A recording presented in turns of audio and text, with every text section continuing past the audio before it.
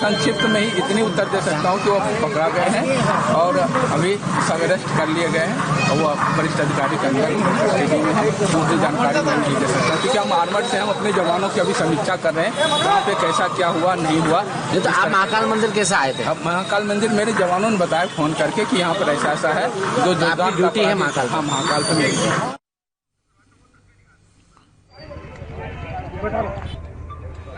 अब आपको हम दिखाते हैं महाकाल मंदिर में गैंगस्टर विकास दुबे कैसे अपना फोटो शूट करवा रहा था। यह तस्वीर आप देखिए, यह तस्वीर जिसमें विकास दुबे अपनी फोटो खिंचवाता हुआ दिख रहा है, यह महाकाल मंदिर की है। यह अजीबोगरीब है। मुझे ऐसा लगता है यह बार बार कोशिश यह कर रहा था कि जितने एविडेंस रहे कि यह महाकाल मंदिर गया था, वहां पर था, और बाद में ऐसा ना हो कि ये कहां गायब हो गया किसी को पता ही ना चले और इसकी डेड बॉडी मिले, इसलिए ये सारी चीजें। कौशलेंद्र जी, आपका आकलन क्या है? ये फोटो खिंचवाना, ये नाम बताना, ये सब क्या है? नहीं, बिल्कुल जो आकलन है वो बिल्कुल सही है, क्योंकि जिस तरह से ये नाम अपना चिल्ला के बता रहा था, कोई निश्चित रूप में अपनी आइडेंटिटी जो है तो शो करना चाह रहा था और उसी वजह से ये शो करना चाह रहा था। कहीं ना कहीं इसके मन में इस चीज का पूरी तरह से ये डर था कि कहीं ऐसा ना हो जाए पुलिस पकड़ ले और उसका इनकाउंटर कर दे। ठीक है।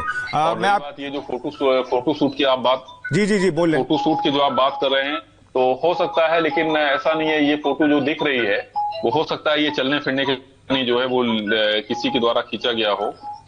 हाँ, ऐसा भी हो सकता है क्योंकि इसमें थोड़ा चलता हुआ भी लग रहा है, तो हो सकता है किसी ने चलते वक्त इसकी फोटो खींच ली है। बिल्कुल कैमरे को पोज देके फोटो खिंचवा रहा हो ये नहीं लग रहा है। रुचि कुमार हमारी सहयोगी हमारे साथ जुड़ गई हैं। रुचि, और क्या अपडेट में इस वक्त का?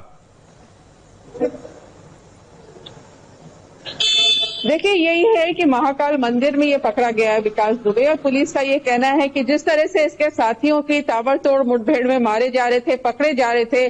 कल पुलिस ने 8 लोगों को पकड़ा था इस मामले में और एक एनकाउंटर किया था। आज सुबह से पुलिस 2 एनकाउंटर कर चुकी है इसके साथियों पर, तो इससे ये काफी घबरा गया और इसको ये लगा कि अब बचना बहुत मुश्किल है और इसकी वजह से वो महाकाल मंदिर गया था भगवान के सामने अपना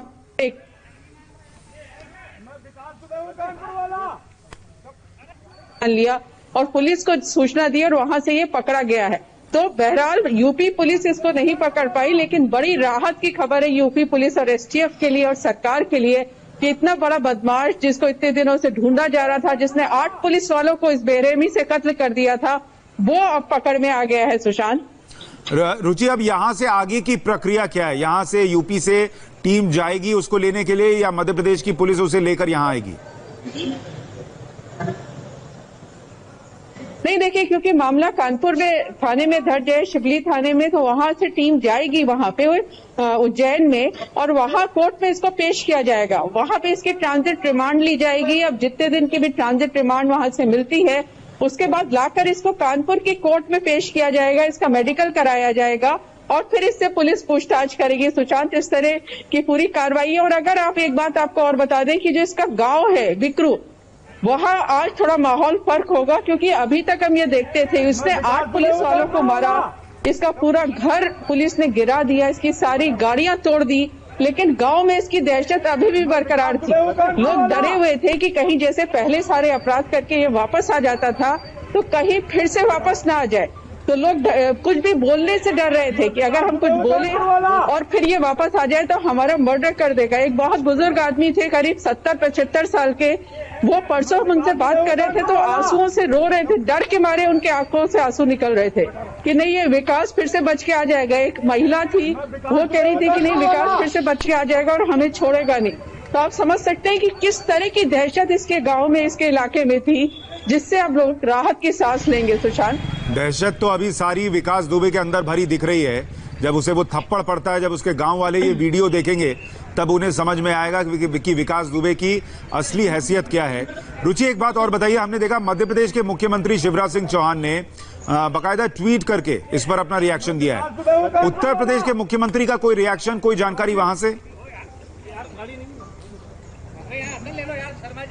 देखिए, अभी मुख्यमंत्री के दफ्तर में बातचीत हमारी आला अफसरों से हुई है। उनका कहना है कि अभी इस बारे में वो कुछ नहीं बोलेंगे जब तक पूरी सारी चीजें साफ नहीं हो जाती। मुख्यमंत्री भी नहीं बोलेंगे और इस समय हम पुलिस हेडक्वार्टर में जो डीजीपी हेडक्वार्टर है वहां पे खड़े हैं और यहाँ भी कोई अधिकारी फिलहाल मुंह खोलने को तैयार नहीं है। सारे आला अधिकारी जो डीजीपी हैं, एडीजी लॉ एंड ऑर्डर है, मुख्यमंत्री के यहाँ मीटिंग हो रही है उसमें गए हुए हैं। तो यहाँ अभी सरकार थोड़ा सा सारे मामला पूरा साफ हो जाएगा तभी अपना कोई रिएक्शन देगी। लेकिन ये जरूर है कि राहत की बड़ी सांस ली है कि इतने बड़े अपराधी को पकड़ लिया गया है आखिर। सुशांत, रुचि, आप इतने सालों से रिपोर्टिंग कर रही हैं, उत्तर प्रदेश की एक एक चीज समझती हैं। जब से योगी आदित्यनाथ आए ये बात तो हमेशा चर्चा में रही कि बहुत इनकाउंटर हुए, लेकिन ये जो बीते 150 घंटे में एक के बाद एक 5 इनकाउंटर हुए और जिस तरीके से विकास दुबे को लेकर ताबड़तोड़ छानबीन हुई, सरकार की इच्छा शक्ति दिखी, पुलिस की तत्परता दिखी और आज जो उसकी गिरफ्तारी हुई, जो वीडियोस हैं, इसका कितना इंपैक्ट आप पड़ते हुए देखती हैं उत्तर प्रदेश की कानून व्यवस्था और वहां जो क्राइम था उस पर?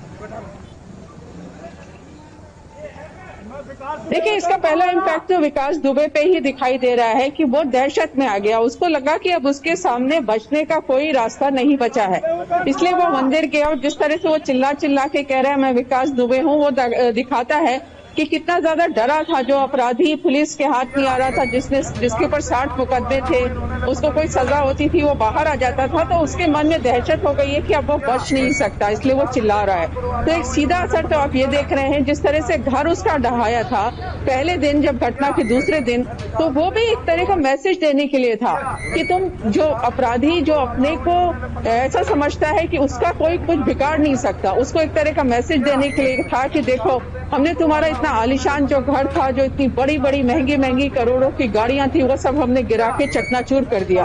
तो एक तरह का उसका जो अभिमान था उस पर ठेस पहुंचाने की काम पुलिस ने किया था। फिर जिस तरह से उसके साथियों को पकड़ा गया, मुठभेड़ में गिराया गया, तो एक मैसेज तो जाता है कि जो अपराधी हैं उनके खिलाफ कड़ी कार्रवाई होगी, उनको बख्शा नहीं जाएगा। तो इस तरह के जो और अपराधी हैं उम्मीद करते हैं कि उनके मन में डर होगा कोई भी अपराध करने के पहले कि हमारे खिलाफ भी कुछ इस तरह की सख्त कार्रवाई हो सकती है। सुशांत, रुचि, क्या इसमें यहां से ये उम्मीद भी की जानी चाहिए कि जो एक नेक्सस जिसका कल बिहार के डीजीपी गुप्तेश्वर पांडे हमसे जिक्र कर रहे थे, नेता, पुलिस और अपराधी का जो नेक्सस होता है, उसमें कोई चोट लगे, उसमें कोई चोट पहुंचे और फर्क दिखे, या फिर अभी चूंकि पब्लिक सेंटिमेंट है, पुलिस वालों का अपना भी गुस्सा है कि साथी मारे गए इसलिए ये सब है, बाद में पता नहीं क्या हो या ना हो? देखिए, थोड़ा सा सुशांत, ये तो मुश्किल लगता है कि वो जो नेक्सस है वो इतनी आसानी से टूट पाएगा, क्योंकि वो सिस्टम में नेक्सस बना हुआ है। आप समझ सकते हैं कि विकास दुबे 1990 से गुंडागर्दी वहां पे कर रहा है, दहशतगर्दी उसने फैला रखी है, हत्या के मुकदमे, हत्या के प्रयास के हैं, अपहरण के हैं, लूट के हैं, सारे मुकदमे हैं, लेकिन उसके खिलाफ कोई कार्रवाई नहीं होती। किसी में कार्रवाई होती है तो गवाह पलट जाते हैं, बरी हो जाता है, किसी में उम्र कैद उसको होती है, तो उम्र कैद में वो पैरोल पे, आप बताइए 2005 से उम्र कैद की सजा उसको मिली है।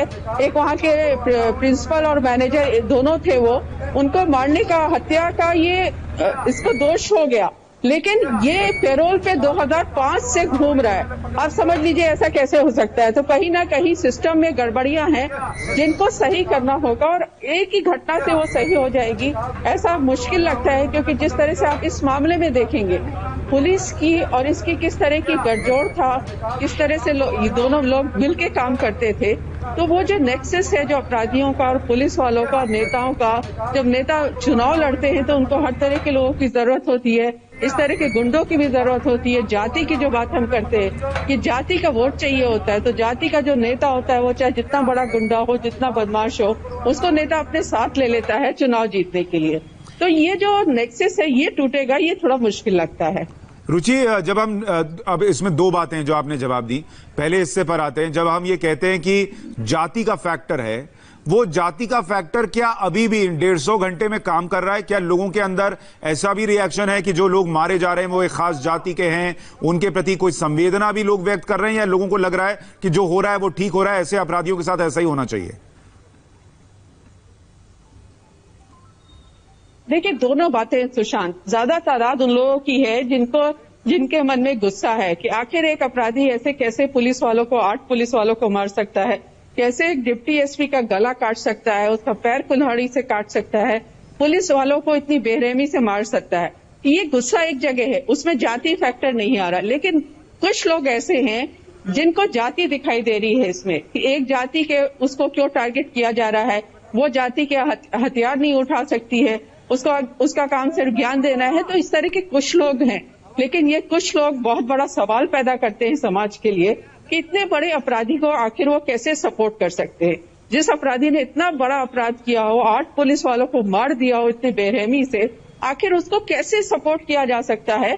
ये तो अगर जो जाति के लोग हैं, जो जाति की बात कर रहे हैं, उनको थोड़ी सी शर्म आनी चाहिए कि उनके जाति के एक आदमी ने इस तरह का काम किया, वो इतना बड़ा गुंडा है।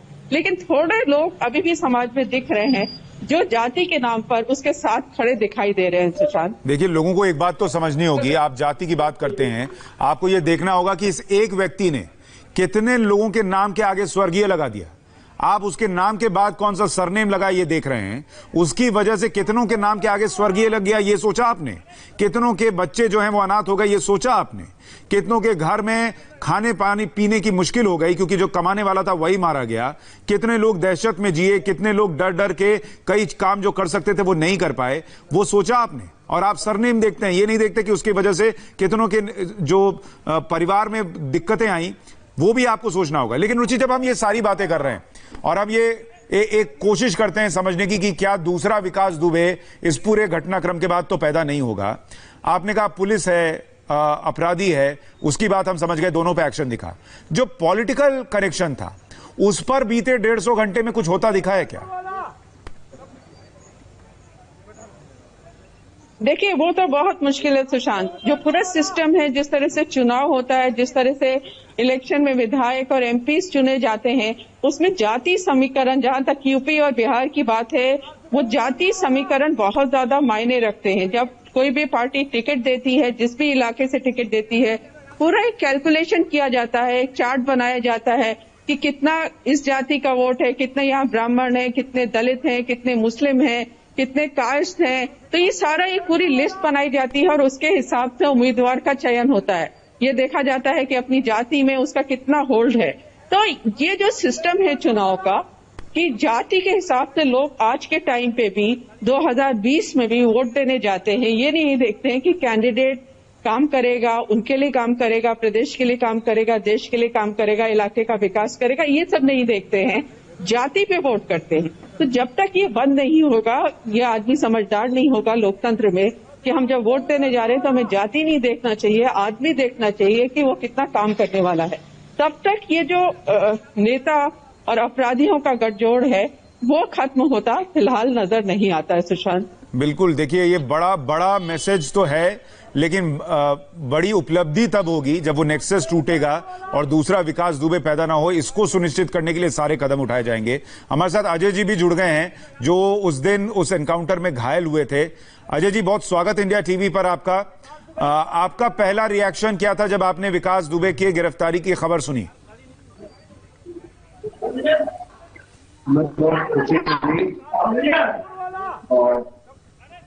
और साथ पकड़े जाएंगे चाहते हैं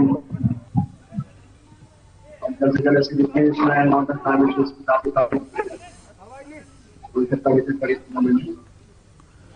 अजय जी, आपको तो गोली भी लगी उस दौरान, वो जो घटना हुई, आपके अंदर अपना गुस्सा भी होगा और जो उस दिन हुआ उसका दुख भी होगा। मैं एक आम व्यक्ति के हिसाब से पूछ रहा हूं, ये मत सोचिए कि आज आप पुलिस वाले हैं या क्या हैं, और कानून के दायरे में आपको क्या कहना चाहिए। आज आपके सामने विकास दुबे पड़ जाए तो आप क्या करेंगे? सकता है मैं गोली मार, जैसे मेरे सामने वो बेरहमी था, रहने वाले मेरे साथ ड्यूटी करते थे। अजय जी, आपकी आवाज बहुत साफ नहीं आ रही है, मैं इसको ठीक कराता हूं और फिर आपके पास आता हूं ताकि हम आपको समझ पाएं आप क्या कह रहे हैं। रुचि कुमार हमारी सहयोगी लगातार हमारे साथ बनी हुई हैं। रुचि, ये जो हम बात कर रहे थे विकास दुबे की गिरफ्तारी की और सारी चीजों की, अब यहां से जब गिरफ्तारी हो जाएगी, इसके बाद अब इसके गैंग में और कौन कौन बचा है? क्योंकि उस दिन कहा गया 30-35 लोग थे, उन 30-35 में से और कितने लोग पकड़े जाने बाकी हैं अभी भी? देखिए, करीब 19 लोगों के खिलाफ नामजद एफआईआर हुई है, तो वो है और इसके गैंग के मेंबर्स काफी बड़ा गैंग है, क्योंकि जो इलाका है इसका बिकरू का गांव है, वहां पे ये क्या करता था, एक तो दबंग तो था ही, पुलिस में नेताओं में इसकी अच्छी पकड़ थी, तो लाइसेंस वहां के लोगों को दिलाता था, असलहे दिलाता था, असलहे को लाइसेंस दिला के उनके असलहे खुद इस्तेमाल करता था, उनको अपना गुर्गा बना लेता था।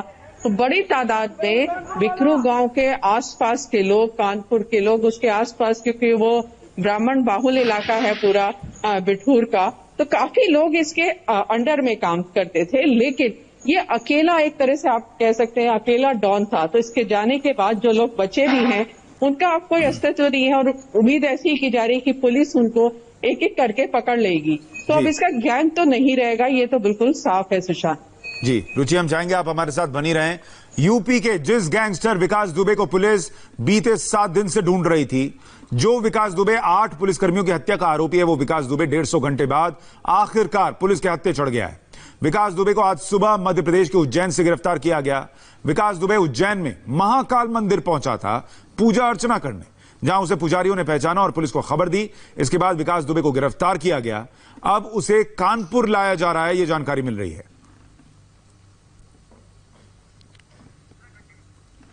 बीते 7 दिन से यूपी पुलिस की करीब 100 टीमें विकास दुबे के पीछे लगी हुई थी। आधा दर्जन राज्यों से उसकी तलाश हो रही थी। विकास दुबे 2 जुलाई की रात बिकरू गांव में शूटआउट के बाद से फरार था। 7 जुलाई को फरीदाबाद में उसे देखा गया था, लेकिन पुलिस के पहुंचने से पहले ही वो फरार हो गया। आज सुबह विकास दुबे को उज्जैन से गिरफ्तार किया गया है। दाहिनी तरफ की जो आप तस्वीर देख रहे थे, उसमें विकास दुबे आपको उज्जैन में जब उसकी गिरफ्तारी हुई है उस वक्त वो नजर आ रहा है। हमारे साथ अजय कश्यप जुड़ गए हैं, कांस्टेबल। अजय जी, अब आप अपनी बात कहें कि अगर विकास दुबे आपके सामने पड़ा होता तो आप क्या चाहते, उसके साथ क्या हो या क्या करते? उसको एनकाउंटर करना चाहिए था। वो समाज के लिए बहुत बड़ा दुश्मन, ऐसा आदमी नहीं रहना चाहिए। आप चाहते उसका एनकाउंटर कर दिया जाए? हाँ, और उसके साथ ही तब के अच्छा, आज जब गिरफ्तारी हुई है, हमने देखा कि वो बार बार अपना नाम बता रहा था, मैं विकास दुबे हूं, कानपुर वाला, बहुत डरा हुआ दिख रहा था। आपने वो तस्वीरें देखी, आपका एनालिसिस क्या था? ये डर उसके अंदर कैसे आया? ये डर उसका पुलिस की वजह से आया, सरकार में, इस वजह से डर आया। ठीक है अजय जी, बहुत बहुत धन्यवाद, आप हमारे साथ जुड़े। रुचि, जो अभी आप सुन रहे थे, देखिए मैं जानता हूं कानून के दायरे में रहकर हर व्यक्ति यही कहेगा कि इसके साथ वही होना चाहिए जो संवैधानिक प्रक्रिया है, लेकिन एक फीलिंग में समझना चाह रहा था। अभी कौशलेंद्र जी से भी बात कर रहा था और अभी अजय भी, जो उस दिन उस रात वहां मौजूद थे, अपने साथियों को मरते देखा। उन दोनों की बहुत बहुत सामान्य सी फीलिंग थी जो किसी के भी अंदर आएगी कि इसका तो एनकाउंटर हो जाना चाहिए।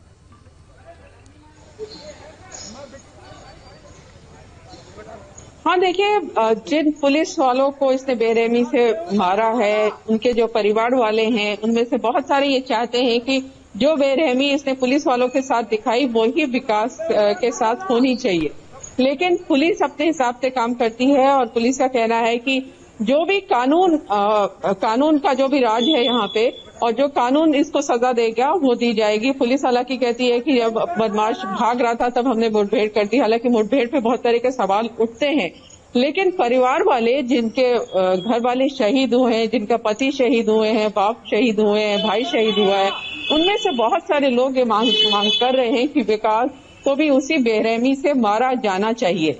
लेकिन पुलिस पकड़ेगी, वहां से कानपुर पुलिस जाएगी, रिमांड पे लेके आएगी, कोर्ट में पेश किया जाएगा, कोर्ट में मुकदमा चलेगा और बहुत सारे सबूत हैं पुलिस के पास विकास के खिलाफ, वो सारे कोर्ट में पेश किए जाएंगे और पुलिस को उम्मीद है कि उसको बड़ी सजा मिलेगी। सुशांत, उत्तर प्रदेश के पूर्व डीजीपी विक्रम सिंह भी हमारे साथ जुड़ गए हैं।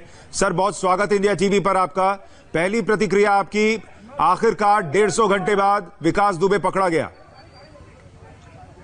मध्य Pradesh police, UP STF, UP police को बहुत बहुत शुभकामनाएं और बधाई, इस प्रोविजो के साथ कि अब जो कानूनी कार्रवाई होती है उसको पूरी करें।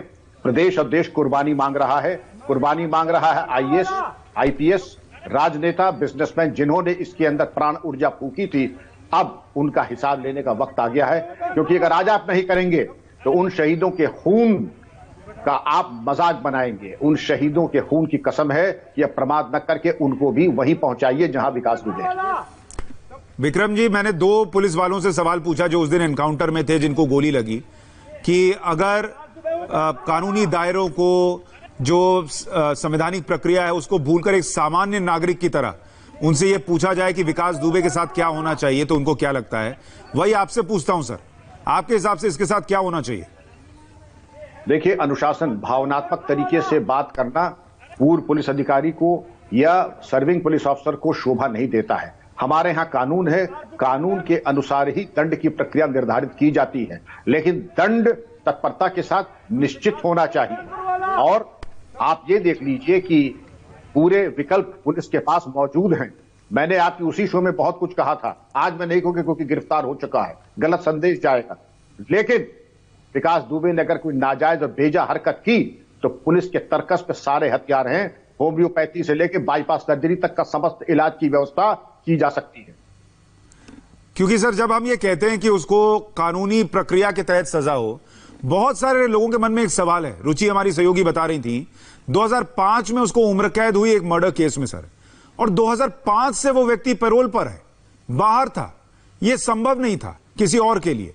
ऐसे में लोग ये पूछेंगे कि इसको फिर जेल में डालेंगे, कोई दूसरी सरकार आएगी, कोई दूसरी पार्टी होगी, कोई और जाति कार्ड चलेगा, कोई और नेक्सस बनेगा, ये फिर बाहर नहीं आएगा, जेल से अपना सिस्टम नहीं चलाएगा, इसकी गारंटी कौन लेगा? इस बार वो होने वाला नहीं है, क्योंकि जिसने विकास दुबे के ऊपर या अब उसके ऊपर महिमा मंडित करने की कोशिश की, उसका राजनीतिक भविष्य और व्यक्तिगत भविष्य समाप्त हो जाएगा। यह मेरा श्राप मान लीजिए, यह समझ लीजिए कि मैं भविष्यवाणी कर रहा हूं। जिसने विकास दुबे के महाकाल में जाने से शब्द का भी महा, अगर आप सात्विक हैं तो महान होंगे, और अगर आपने त्रुटि की है तो काल आपके पीछे लग चुका है। और मैं उम्मीद करता हूं 15 दिन के अंदर शायद फिर हम मिले और देखेंगे कि घटनाक्रम किस प्रकार और कहां जा रहा है। सर, एक बात और बताइए, आपका इतना लंबा अनुभव है, कई बार क्या होता है कि कुछ परिस्थितियों में एक मनोबल जो चाहिए होता है, एक साहस जो चाहिए होता है, या एक कदम जो बढ़ना चाहिए वो बढ़ जाता है, और उस मोमेंटम को कायम रखना बहुत जरूरी होता है। विकास दुबे का तो हिसाब हो रहा है सर, उसके साथियों का हिसाब हो रहा है, विकास दुबे भी पकड़ा गया। लेकिन अगर यूपी में सिस्टम क्लीन करना है, ये जो मोमेंटम अभी पुलिस ने पकड़ा है, सिस्टम ने पकड़ा है, इसको कैसे आगे ले जाना चाहिए? अब आपके सामने 2 विकल्प है। या तो आप बैठ करके इनकी फाइलों के ऊपर इन्होंने उपकृत किया था उनकी तरह आप भी उनके टुकड़े लीजिए और अपना और अपने परिवार और कुल की मान मर्यादा को कूड़ेदान में डाल दीजिए। या ये ऐतिहासिक क्षण है, आप विकास दुबे, उसके गिरोह, आईएएस आईपीएस पुलिसकर्मी, बिजनेसमैन, जिन्होंने भी इसका साथ दिया एमएलए एमपी ने, उनको नेस्तनाबूद कर दीजिए और अमर हो जाइए। अब यह चयन सरकार को करना है, पुलिस को करना है। मुझे पूरी उम्मीद है कि इस ऐतिहासिक क्षण में वो अमरता का ही चयन करेंगे और इसको खोद के गाड़ देंगे, इसके गिरोह को। वैसे मैं आपको अपने अनुभव से बता दूं, 15 दिन के बाद, 15 दिन के अंदर हम लोग फिर मिलेंगे किसी अन्य महत्वपूर्ण चर्चा। ये आप बार बार 15 दिन वाली बात कह रहे हैं, आपको क्या लग रहा है अभी भी इसका एनकाउंटर हो सकता है क्या? देखिए, मैंने जिंदगी में बहुत कुछ देखा है, मैंने बहुत कुछ देखा है। मुझे मालूम है कि क्या पीड़ा, क्या हमारे आपके कह देने से कि कानून अपना काम करेगा। कानून को अपना काम करना चाहिए।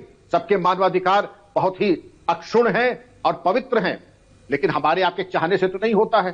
कभी कभी ऐसी दुर्घटनाएं हो जाती हैं, लेकिन भगवान करे ना हो। लेकिन आप ये कह रहे हैं कि पुलिस वाले जो हैं वो भूले नहीं होंगे उन 8 पुलिस वालों की शहादत? न भूले हैं, न भूलेंगे मरते दम तक। अरे मैं तो बूढ़ा हो गया हूं, जब मेरी बूढ़ी हड्डियां नहीं भूलेंगी तो जो युवा हैं, कोई और विषय पे बात की जाए। ठीक है, मैं समझ गया आपका इशारा। आप कह रहे हैं 15 दिन बाद कुछ और खबर आ सकती है, और जो गुस्सा पुलिस वालों के अंदर है वो अभी खत्म नहीं हुआ है। सर, एक बात और बताइए, ये विकास दुबे का तो काम जो है, या सिस्टम जो है, वो पूरी तरीके से खत्म हो जा रहा है। दूसरा विकास दुबे नहीं बनेगा, इसकी गारंटी कैसे होगी सर? उसके लिए क्या करना होगा? इसकी गारंटी, कल आपने पूछा था, एसएसपी कानपुर थे, आज भी एसएसपी कानपुर के जमाने पूछ लीजिए, 11 आदमी अपने हाथ से राइफल निकाल के मार के गिरा दिए। पुलिस वाले को यह नहीं देखना है, जिसने कानून तोड़ा, एसएसपी की गाड़ी पे बम फेंका, वो जिंदा नहीं रहेगा। जिसने इस तरीके की हिमाकत की, वो जिंदा नहीं रहेगा।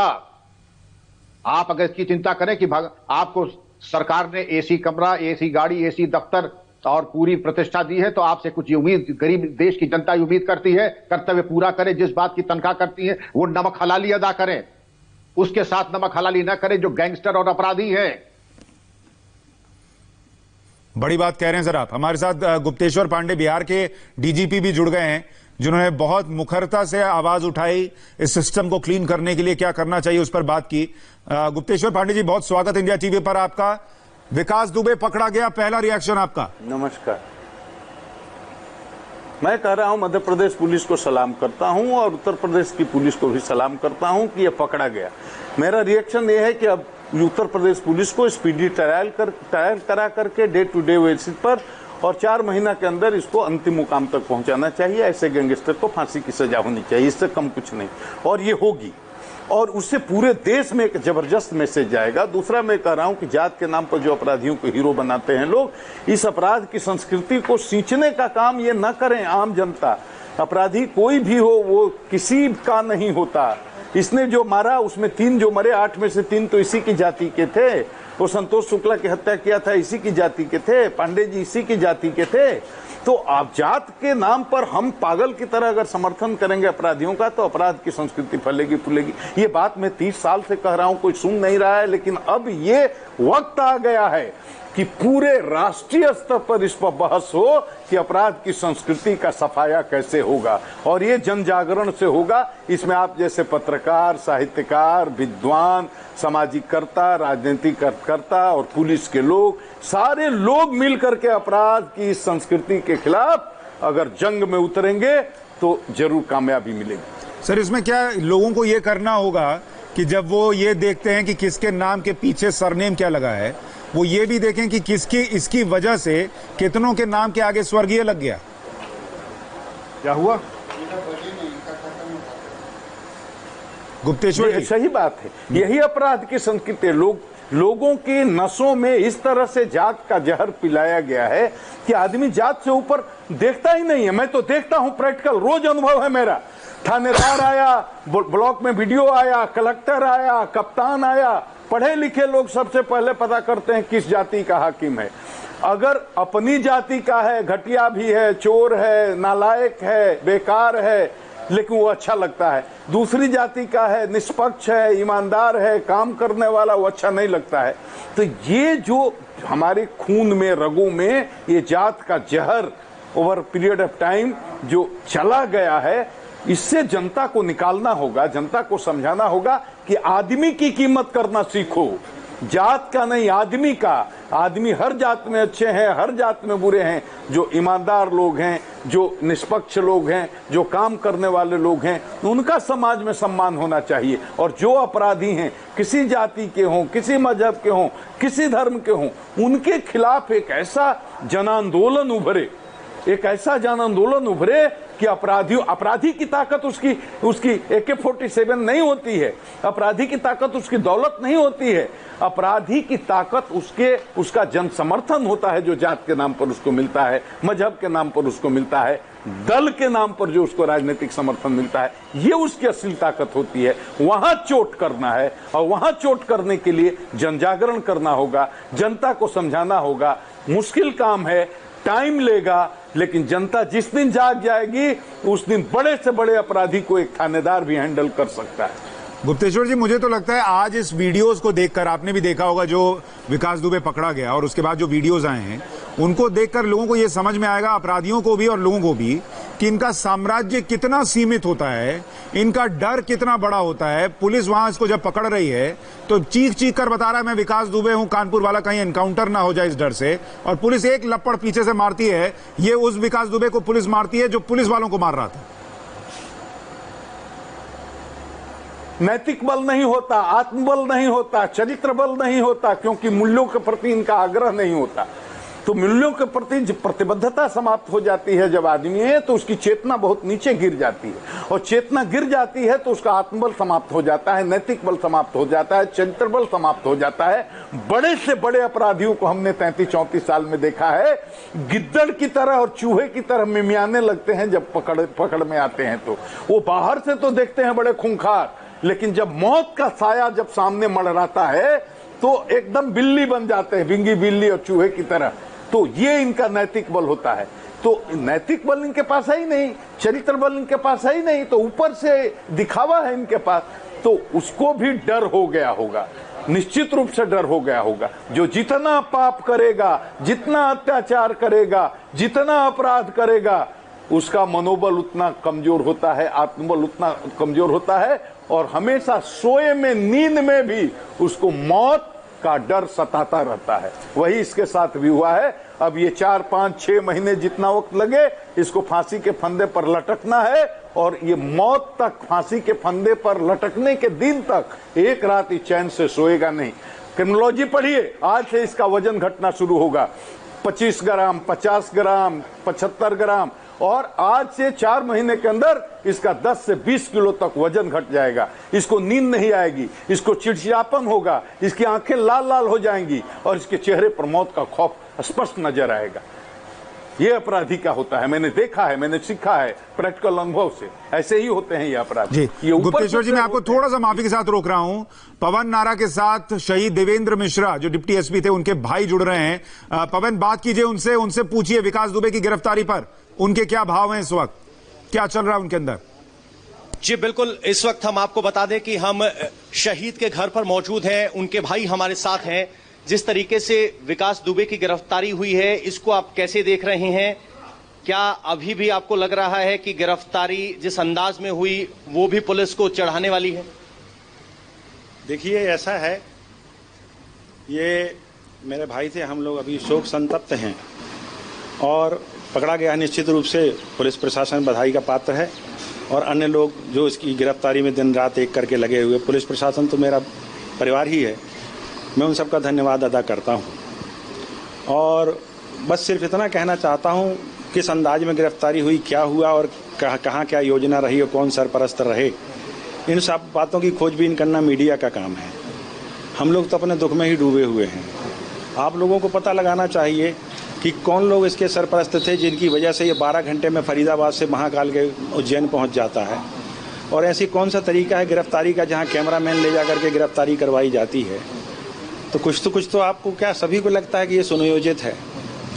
तो अगर ऐसे अपराधियों को मान लीजिए एनकाउंटर नहीं हुए या उन्होंने मुकाबला नहीं किया और उनको जेल में मिल गए, तो कई अपराधी हैं जिनकी बादशाहत जेल से भी चल रही है, चाहे जिसको मरवा दें चाहे जिसको जो करवा दें। आप इस बात को क्यों भूल रहे हैं? ये गैंगस्टर हैं, इनका बहुत बड़ा नेटवर्क है, बहुत से लोग जाहिर हैं, बहुत से लोग छुपे रूप में आज भी इनके मददगार हैं। तो अब आपको ये देखना चाहिए कि उससे आप क्या उगलवा पाते हैं और किन किन के गिरेबान तक आपके हाथ पहुंच पाते हैं। विकास दुबे का जिंदा पकड़ा जाना क्या अब न्याय व्यवस्था के लिए भी चुनौती है? क्योंकि पहले भी वो कई हत्या के मामलों में पकड़ा गया है लेकिन सजा नहीं हुई। देखिए, दोनों संभावनाएं हैं। एक संभावना तो अच्छी ये है, पॉजिटिव सोच वाली, कि पुलिस उससे सब कुछ उगलवाएगी और जो लोग उसके सरपरस्त और गिरेबान में, उनके हाथ पकड़ करके और उनको अंदर करेगी और उनको उनके मुकाम तक पहुंचाएगी। उसमें सामान्य लोग भी हो सकते हैं, कुछ पैसे वाले हो सकते हैं, कुछ नेता हो सकते हैं, कुछ अधिकारी हो सकते हैं। लेकिन दूसरी जो संभावना है प्रायोगिक रूप से, तो मैंने आपसे कहा कि कई बड़े अपराधी हैं जो आज जेल में हैं लेकिन वहां से उनकी बादशाहत चलती है। ये सिर्फ संभावना है या आपको इस तरह का शक है कि अगर तुरंत न्याय नहीं हुआ तो वो इस तरह जेल से बादशाहत चलाएगा जिस तरह का कानपुर में उसका माहौल रहा है?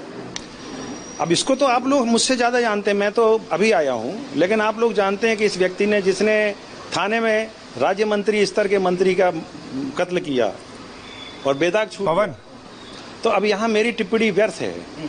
ये आप लोग खुद अपना एनालिसिस करिए कि हमारी न्याय व्यवस्था कितनी सुसंगत है और कितनी मजबूत है। पवन, एक सवाल मेरी तरफ से इनसे पूछिए। सामाजिक कार्यों से मेरा लेना देना कम होता है, हम सिर्फ भगवत भक्ति और समाज सेवा में लगे होते हैं। सुन रहा हूं सर मैं, बताइए सुशांत जी।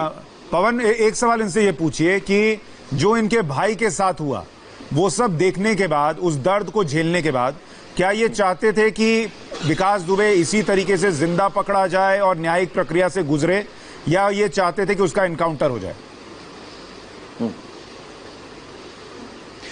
जिस तरीके से आपके भाई के साथ व्यवहार किया गया, क्या आपको लगता है कि आप चाहते थे विकास दुबे को न्यायिक प्रक्रिया के तहत सजा हो, या जिस अंदाज में एनकाउंटर करके मारा गया वैसे ही?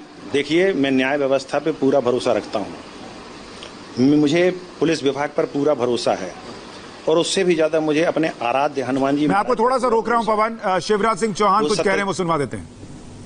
इस दुर्दांत अपराधी को गिरफ्तार किया है, हिरासत में लिया है। मैं मध्य प्रदेश पुलिस को इसके लिए बधाई देता हूं। हम उत्तर प्रदेश के निरंतर संपर्क में हैं। आगामी कार्रवाई के लिए इसको उत्तर प्रदेश पुलिस को सौंपा जाएगा। और आज सवेरे से ही मैं उत्तर प्रदेश के माननीय मुख्यमंत्री योगी जी के संपर्क में हूं और दोनों राज्यों की पुलिस मिलकर कार्रवाई कर रही है। नहीं, भागा हुआ अपराधी था, गैंगस्टर था विकास दुबे, उसको उज्जैन पुलिस ने पकड़ लिया है, गिरफ्तार कर लिया है। मध्य प्रदेश पुलिस ने, उज्जैन पुलिस ने त्वरित कार्रवाई करते हुए उसको गिरफ्तार किया है और आगामी कार्रवाई के लिए उसको उत्तर प्रदेश पुलिस को सौंपा जाएगा। सर, क्या आपके यूपी के मुख्यमंत्री से भी बात हुई है कि इस सिलसिले को? हाँ, इस सिलसिले में मेरी और उत्तर प्रदेश के माननीय मुख्यमंत्री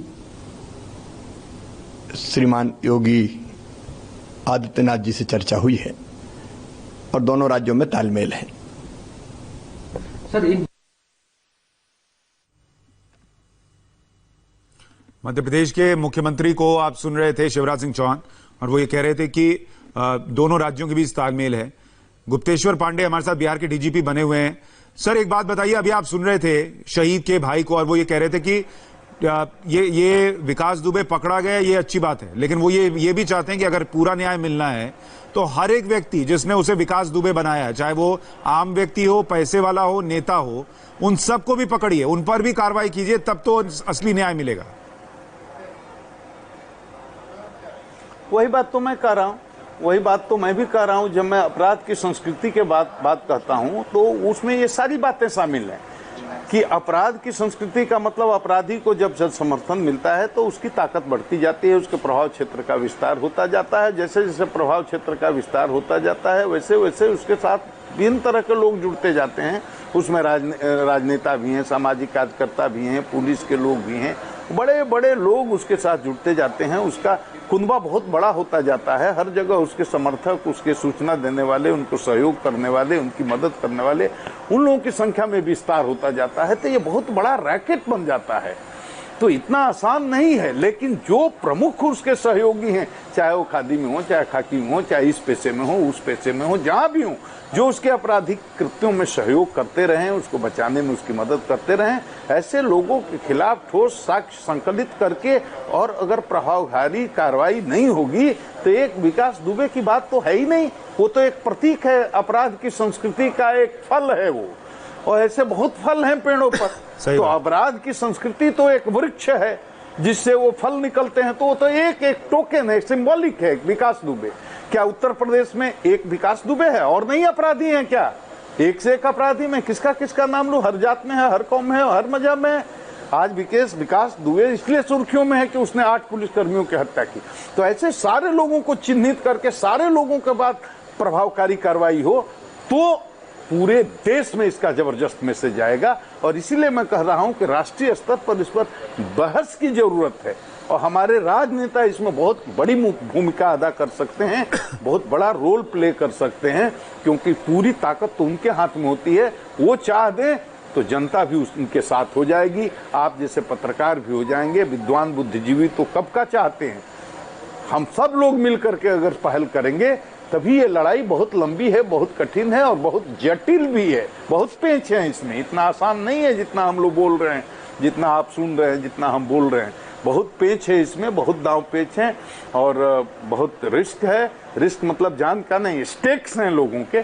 तो सब अपने स्टेक्स को कुर्बान करने के लिए तैयार हो जाए कि अपराध की संस्कृति के इस वृक्ष को ही खत्म करना है। और सब मिल जाएं, राजनेता मिल जाएं, सामाजिक कार्यकर्ता मिल जाएं, पुलिस वाले उसके साथ हो जाएं और आप जैसे पत्रकार हो जाएं और पूरे समाज के लोग हो जाएं कि नहीं, जात धर्म के नाम पर हम किसी अपराधी का समर्थन सहयोग नहीं करेंगे। तो ये मामला बहुत आसान हो जाएगा। वैसे है बहुत जटिल और बहुत मुश्किल भी। देखिए गुप्तेश्वर जी, आपने दो बहुत अहम बातें कही। पुलिस के लिए भी अगर ये पूरा सिस्टम क्लीन करना है तो ये विकास दुबे उस पूरे नेक्सस वाले वृक्ष का एक फल है। इसके गिरने से या इसके खत्म होने से कुछ नहीं होगा, वो वृक्ष गिराना होगा। और उस वृक्ष के अलग अलग शाखाएं हैं जिसमें आप जाति का जिक्र बार बार करते हैं, वो जो खाद पानी जाति का मिलता है उस पेड़ को, उसको भी रोकना होगा, वो बहुत है, और जिनके स्टेक्स हैं उनको खत्म करना होगा। एक और आपने बहुत बड़ी बात कही कि इन अपराधियों के, जो बहुत बड़े अपराधी होते हैं, इनका दिल इतना छोटा होता है, चिकन हार्टेड जिसको कहते हैं, मुर्गी जैसा दिल जो होता है, बिल्कुल डरा हुआ, सहमा हुआ। आप इनसे डरना बंद कर दीजिए, वो आपको डराना बंद कर देंगे, लेकिन उसमें आपको पुलिस का, प्रशासन का सहयोग चाहिए होगा। सर, मैं थोड़ा सा आपके पास आऊं उससे पहले एक बार अनुराग अमिताभ के पास चलता हूं। अनुराग, इस वक्त कहां पर है विकास दुबे? देखिए, जब ये उसकी गिरफ्तारी हुई है, उसे महाकाल थाने ले आया गया और उसके बाद अब जो पुलिस के तमाम आला अधिकारी हैं वो उससे उज्जैन के ही अंदर किसी जो डिस्पोज लोकेशन है वहां पर लगातार पूछताछ